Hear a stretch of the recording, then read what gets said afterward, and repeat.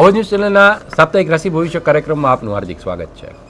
મિત્રો, આજે આપણે 27 મેથી 2 જૂન સુધીનું રાશિ ભવિષ્ય જોવા જઈ રહ્યા છીએ. સૌપ્રથમ આ સપ્તાહમાં આવતા તહેવારોની વાત કરીએ તો આવતીકાલે અરણ્ય છઠ આવી રહી છે.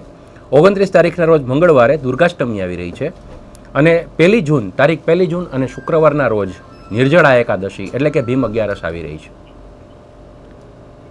મિત્રો, ગ્રહમાનની વાત આપણે કરીએ તો અત્યારે 5 ગ્રહોની યુતિ વૃષભ રાશિમાં થઈ રહી છે. ગયા સપ્તાહથી આ યુતિ ચાલુ થઈ છે. મેં ગયા સપ્તાહે પણ આપને વાત કરેલી હતી કે સૂર્ય, કેતુ, બુધ, ગુરુ અને શુક્ર મહારાજ આ 5 ગ્રહો વૃષભ રાશિમાં ચાલી રહ્યા છે.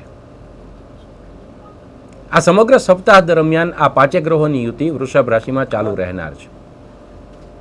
આપણે વાત કરી ગયા તેમ સૂર્ય અને રાહુ જ્યારે પ્રતિયુતિમાં આવે છે ત્યારે ગ્રહણ યોગની રચના થાય છે. ગુરુ અને રાહુ પ્રતિયુતિમાં આવે છે તો ચાંડાલ યોગની રચના થાય છે. તો મિત્રો, અત્યારે ચાંડાલ યોગ, સૂર્ય રાહુનો ગ્રહણ યોગ ચાલી રહ્યો છે, શુક્ર રાહુનો વિપરીત યોગ પણ ચાલી રહ્યો છે, બુધ અને રાહુનો પણ વિપરીત યોગ ચાલી રહ્યો છે. ગયા સપ્તાહે જ મેં તમને કહેલું કે રાજકીય ઘણી બધી ઉથલપાથલ આપણને જોવા મળશે. આ ઉપરાંત એક સાથે અનેક ઘટનાઓ બનતી જોવા મળશે. વૈશ્વિક સ્તરે અને આંતરરાષ્ટ્રીય સ્તરે બંને રીતે આપણે જોઈએ છીએ કે એક સાથે અનેક ઘટનાઓ આકાર પામી રહી છે અને આ ઘટનાઓના આકાર પામવાની જે એક્શન છે, જે તેજી છે, એ ખૂબ વધી ગઈ છે.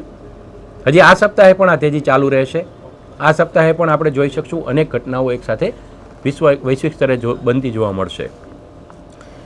ગ્રહોની વાત કરીએ તો ત્યારે ચંદ્ર મહારાજ પોતાની જ રાશિ એટલે કે કર્ક રાશિમાં છે, મંગળ મહારાજ સિંહ રાશિમાં છે, શનિ મહારાજ વક્રી થઈને કન્યામાં આવી ચૂક્યા છે, રાહુ મહારાજ છે ત્યારે વૃશ્ચિક રાશિમાં છે અને 5 ગ્રહો સૂર્ય, કેતુ, બુધ, શુક્ર અને ગુરુ આ 5 ગ્રહો વૃષભ રાશિમાં ચાલી રહ્યા છે. મિત્રો, જે કુંડળી આપણે બનાવીએ છીએ, જે હોરોસ્કોપ આપણે જોઈએ છીએ, એ અનેક અલગ અલગ ગણિતથી બનતા હોય છે. પરંતુ જન્મ કુંડળીની અંદર જે મુખ્ય ભૂમિકા ભજવે છે એ છે લગ્ન કુંડળી, જેને જન્મ લગ્ન પણ કહેવામાં આવે છે. કોઈ પણ વ્યક્તિનો જ્યારે જન્મ થાય છે ત્યારે આકાશમાં રહેલા ગ્રહોનો જે નકશો છે એ એના જન્માક્ષર તરીકે આપણે જોઈએ છીએ. જન્મ સમયે પૂર્વ દિશામાં જે રાશિ ઉદિત થાય છે એને લગ્ન કહેવામાં આવે છે. વહેલી સવારે જ્યારે સૂર્ય મહારાજ જે રાશિમાં હોય છે એ રાશિ પૂર્વ દિશામાં ઉદિત થતી હોય છે. દાખલા તરીકે અત્યારે વૃષભ રાશિમાં સૂર્ય મહારાજ છે તો સવારના સમયે વૃષભ રાશિમાં સૂર્ય હોવાના કારણે વૃષભ લગ્ન બને છે અને લગભગ 2-2 કલાકના અંતરે આ લગ્ન બદલતું હોય છે.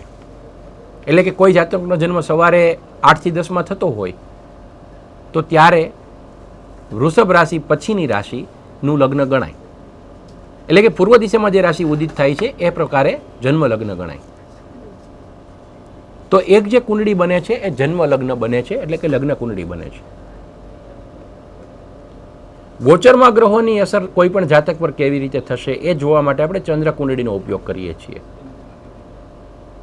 અને સમગ્ર વિશ્વની અંદર માત્ર એક હિન્દુ પરંપરાની અંદર જ ચંદ્ર રાશિ પ્રમાણે નામ પાડવામાં આવે છે.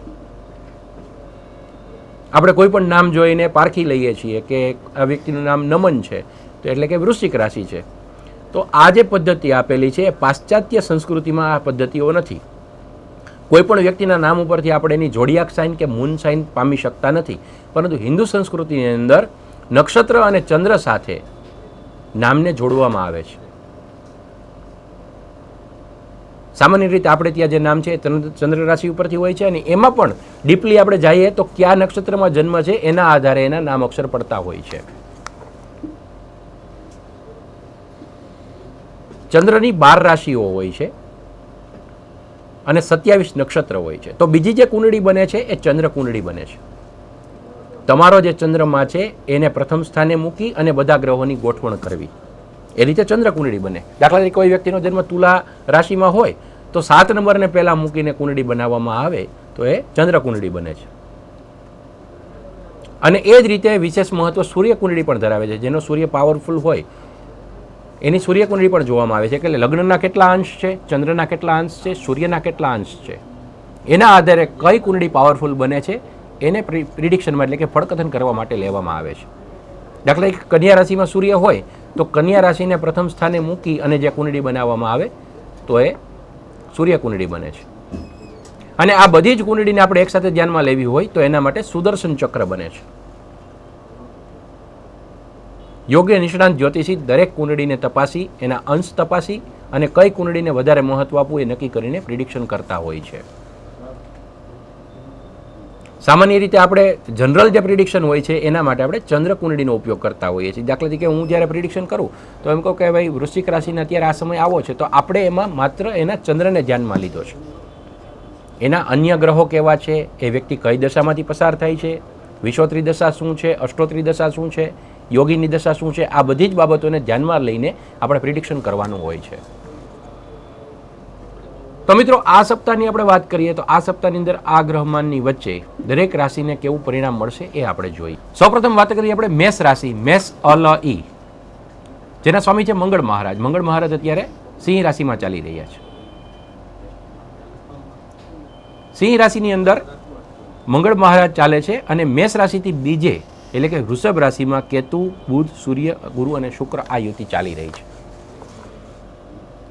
તો મેષ રાશિના જાતકો માટે આ સપ્તાહ ઘણું ઉત્સાહ ભરેલું છે. પરિવારના સદસ્યો સાથે તમે આનંદ પ્રમોદ માણી શકશો. ટૂંકી પ્રવાસ કે મુસાફરી પણ થઈ શકે, યાત્રા પ્રવાસ પણ થઈ શકે. આ અઠવાડિયાની તમે મુસાફરીનું આયોજન કરી શકશો. ધાર્મિક પ્રવૃત્તિ પણ તમારી વધે, આધ્યાત્મિક તમારી ઊંચાઈ પણ તમને પ્રાપ્ત થાય. ધંધાકીય બાબતોની અંદર શક્ય છે કે થોડું તમને ટેન્શન જણાય.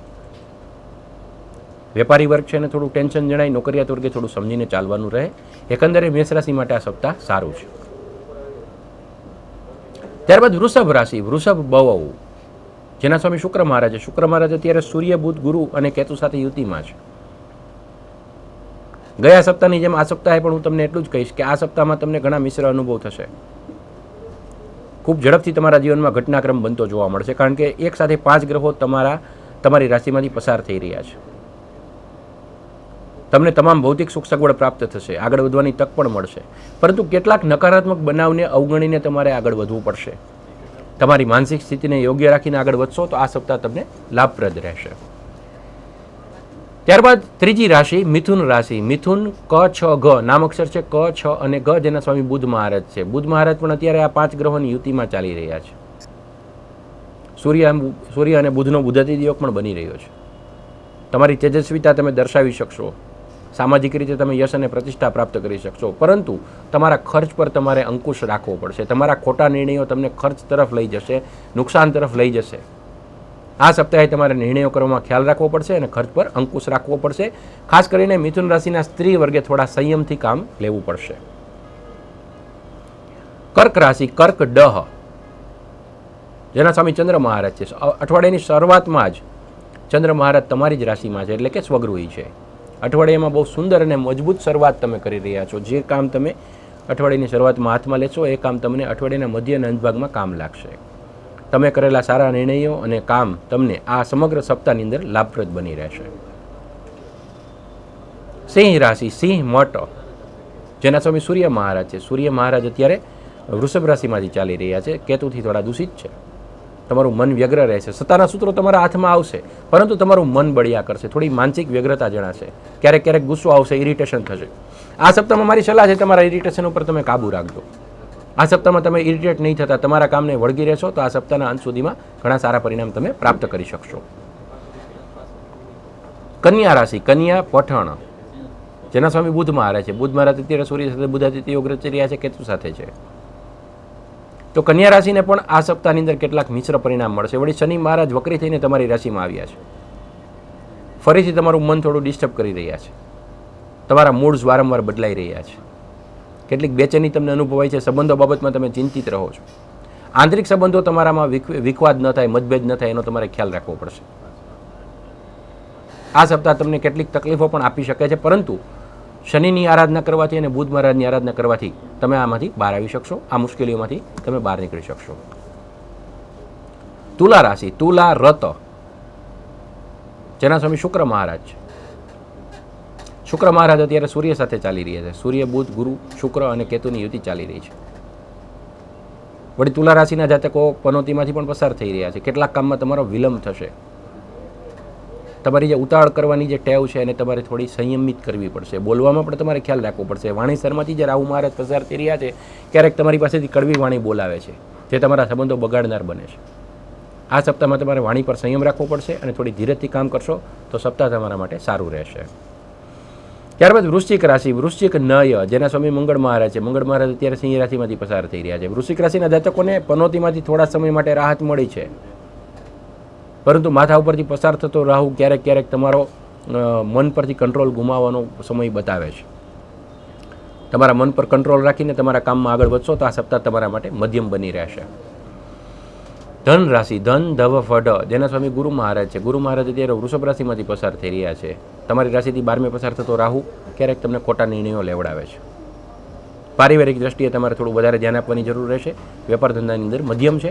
સ્ત્રી વર્ગ માટે સારું છે. વિદ્યાર્થી વર્ગને થોડું સાવચેતીથી ચાલવા જેવું છે. મકર રાશિ. મકર ખજ, જેના સ્વામી શનિ મહારાજ છે. શનિ મહારાજ અત્યારે વક્રીથી કન્યામાંથી પસાર થઈ રહ્યા છે. મકર રાશિના જાતકોને થોડી દોડધામ રહેશે. મુસાફરીના યોગ પણ બને છે.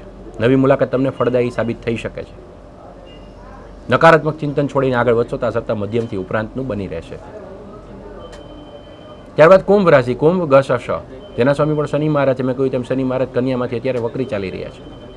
કુંભ રાશિના જાતકોએ શારીરિક બાબતોમાં થોડું ધ્યાન રાખવાની જરૂર છે. શારીરિક બાબત જો તમને થોડી પીડતી હોય તો એના માટે તમારે આયુર્વેદ ઔષધોનું સેવન કરવું જોઈએ, થોડી પરેજી પાડવી જોઈએ.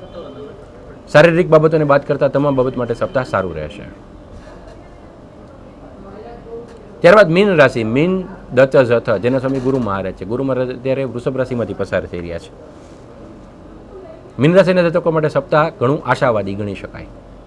તમે ઘણા સમયથી જે રાહ જોઈ રહ્યા છો એવી તકો તમારી સામે આવી શકે છે. જૂના મિત્રને મળવાનું બની શકે છે. જે મિત્રો વિદેશ જવા ઈચ્છે છે એના માટે પણ કામ થોડું આગળ ધપી શકે છે. વિવાહ યોગ્ય વ્યક્તિ માટે સારી વાત ચાલી શકે છે. ટૂંકમાં મીન રાશિ માટે આ સપ્તાહ સારું ગણી શકાય. તો મિત્રો આ હતું 12 રાશિઓનું રાશિ ભવિષ્ય. આજે મને રજા આપશો. ફરી આવતા શનિવારે મળીશું. નમસ્કાર.